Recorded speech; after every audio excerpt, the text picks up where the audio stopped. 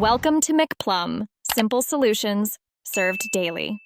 You start by signing into your Google account and opening Google Drive. This immediately gives you access to quick access and recent lists. Once done, focus on the search bar at the top. It's the fastest route to any file. Make sure to click the small arrow at the right side of the bar to reveal advanced search fields, because narrowing by file type, owner, or date saves time. Now type a clear keyword to begin the match process. You now refine results using the advanced filters.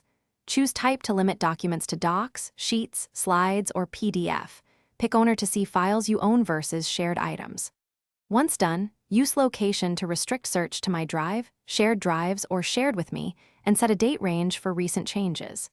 Make sure to include exact phrases in quotes or use operators like name or owner. To zero in on a specific file, you finish by previewing the top result to verify it's the right document without leaving the search results.